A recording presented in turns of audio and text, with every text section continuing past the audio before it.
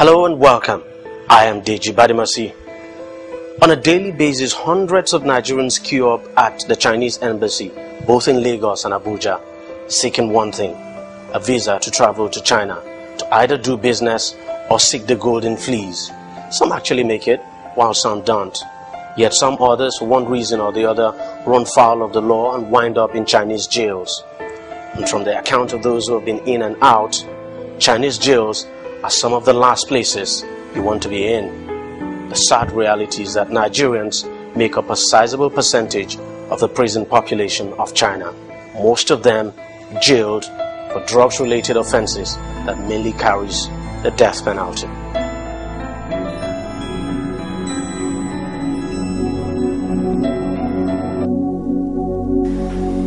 My children are asking of their daddy. Two of them, I have two that don't know their daddy. Every time they be asking me about their daddy. One of those Nigerians locked up in a Chinese jail is her husband, Ozemena Jonathan Dike. He's been there now for over 5 years. Not knowing when her husband would return, Mrs. Dike is now left with a difficult challenge of fending for 3 children, all on her own. Since then, I've been facing a lot of challenges. I'm having problem here I'm living now. The landlord have already sued me to court. My children are no longer going to school. To give them 3 square meals is a problem. What did he tell you he was going to do in China? He went for business trip. He used to import all these teachers. He's supposed to come back the time he's supposed to come back. I did not hear a call. I did not hear from nothing. So I'll be praying. Some people have said that he's dead. You know, a lot of rumors. But I keep on believing God. So after 2008, he called. He called me. He told me that he's not dead, that he have problem over there. That I asked him what kind of problem. He said that he's having problem in his papers.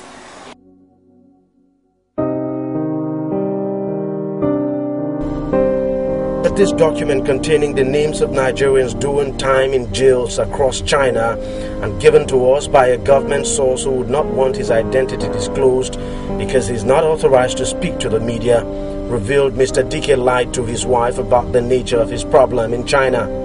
He is currently serving a life sentence in Huzhou prison for drug smuggling. He had initially been sentenced to death, but the verdict was later suspended and reduced to life imprisonment. Mrs. Dike, however, does not know this. The first day they called me, I said, who is it? They said, my husband wants to talk to me. I say, my husband, is he alive? My husband is alive because many rumors told me that my husband is dead. That I have already grabbed. That my husband is dead. I said, my husband is dead, so I am a widow. Who am I going to tell the children? What will I tell the children? Even the twins, they don't know their daddy. What will I tell them? They called me, I said, my husband is here. I said, who? My husband from where? He says, from China. I said, give him phone. He said, no, they cannot give him phone. But let me speak. If anything I talk, he will hear me. Another woman with virtually the same story. Charity Okoro, a mother of 4. Whenever he called us, he's minding about money. I said, what about the money that you took? You left, he took to China. He said they seized the money. They stole the money, both his handsets. He said the only thing is to feed them. That the food the Chinese people gave them is ordinary water. No pepper, no salt, ordinary thing. Sometimes he cannot eat throughout the day. Throughout 2 days, he cannot eat. So come back to see, he cannot come. Nothing, my husband. He said they have been suffering there. Many people are dying. He said one of their colleagues died with high BP. The sufferness is too much for them. Her husband, Benedict Okoro, an electronics trader, traveled to China in February 5th, 2008, ostensibly to buy goods. Around 12, I called him. I called him, Daddy, where are you now? Are you still in airport? He said, yes, they are still in airport. Shortly they will go now. They will leave. Look, I told him, I called him again. He said, Mommy, they are going now. I said, go in peace. You will come back in peace. That's how I hear from my husband. With money, and he has money. He just carried one briefcase. That briefcase contained the item, the business we are doing. This sample is going to bring there, and with the money. For the next 1 year, she wouldn't hear from her husband. Then one day, her phone rang. He called me. He said, Mommy, he's alive. I said, where are you? What happened? He said, it's a long story. That the day that he entered Chinese, they have problem there. They have, I don't know what's happened there. Any Nigeria, they saw that they will arrest them. And though many people, they say there are 5 that day, 5 a number, they arrest, they go together, they arrest all of them. I said, what happened? He said, that's how that I should put him in prayer, that only God bring him out here.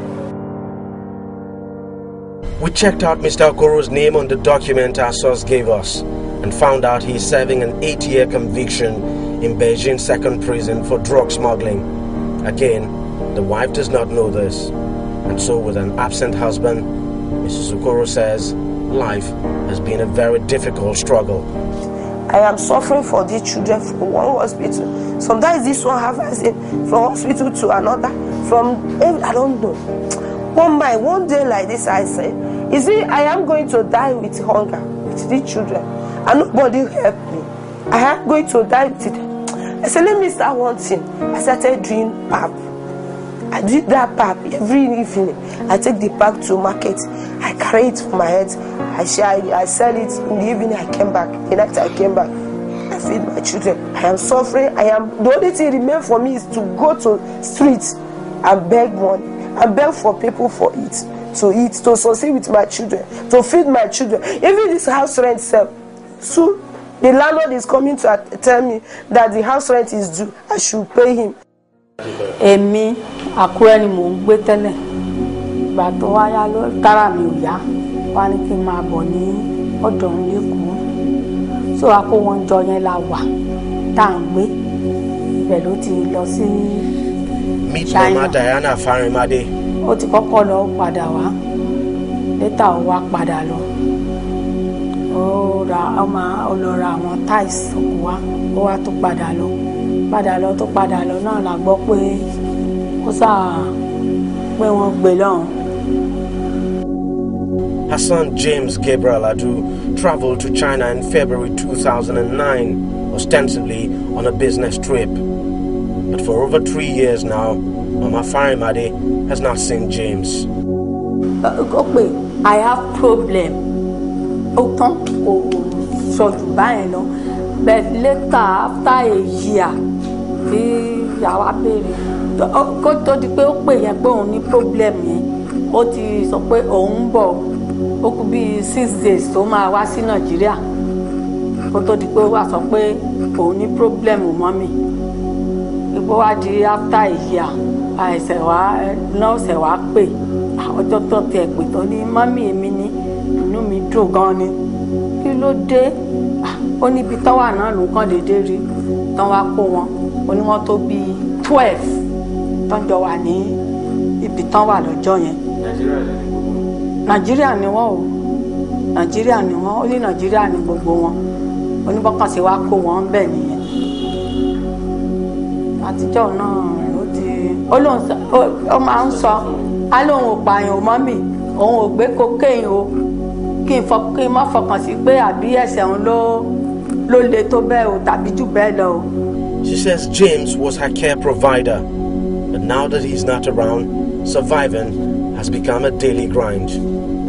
Òun náà ló ń help mi o òun náà ni mi lólùrà òun gan ló gbé mi kó Àkúrẹ́ ni mo wà tẹ́lẹ̀ òun ló ní bí mo ṣe sì kí bá bọ̀ lè kó lọ́dọ̀ àtijọ́ tó dẹ̀ ti lọ́ọ̀ náà nìyẹn mo manage ọ̀pọ̀lọpọ̀ àwọn bàbá ọkọ mi àwọn náà ló ń tọ́jú mi tán ṣe gbogbo ẹ̀ kò sí olùrànlọ́wọ́ àfọlọ́run ó dẹ̀ ti dàgbà gbogbo iṣẹ́ tí mo tiẹ̀ lè ṣe tẹ́lẹ̀ nígbà tó tiẹ̀ ti di pé ọ̀rọ̀ yẹn happen tí mo ti wá sí kẹ̀ tí mo ti kẹ́kẹ́kẹ́kẹ́ tí mo ti ṣe tí mo ti dákú tí mo ti dájí ọwọ́ mi ò tiẹ̀ wá ràn kankan mọ́ mo kàn síkì lójoojúmọ́ ni mo ń síkì lójoojúmọ́ ni egungun yẹn kò lè mọ́ pé mo ti kẹ́kẹ́kẹ́kẹ́ mo ti ṣe mo ti ṣàìsàn mi wà lágbára kankan mọ́.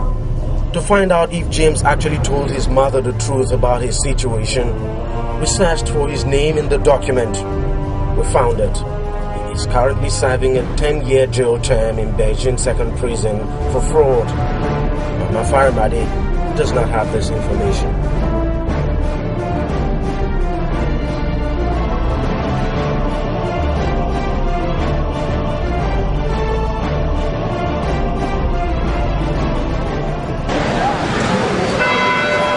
It is believed that there are over 1,000 Nigerians scattered in jails across China.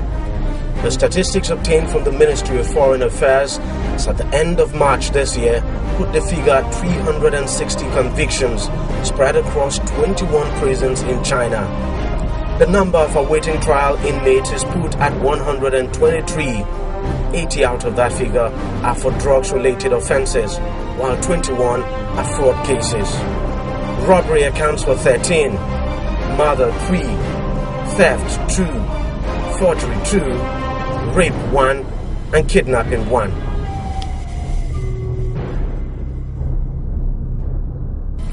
As for the convictions, 320 out of the 360 were sentenced for drug-related offences, 20 for fraud, 11 for robbery, rape accounts for 7, murder 1, and pornographic materials 1.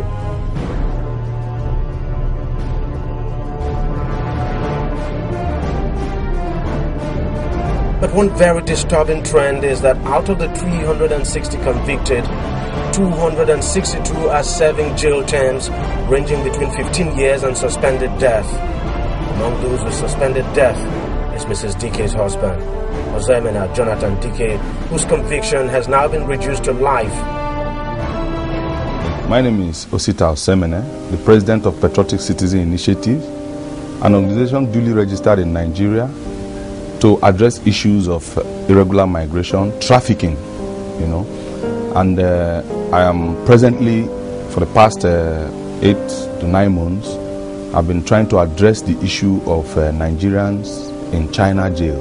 I've been privileged to speak with about 3, 4, 5, 6 of them on phone, calling from the prison. And I keep on asking them, what did you do? The question is, I did not do anything, no. I did not do anything, no. I keep on asking, is it possible for fine?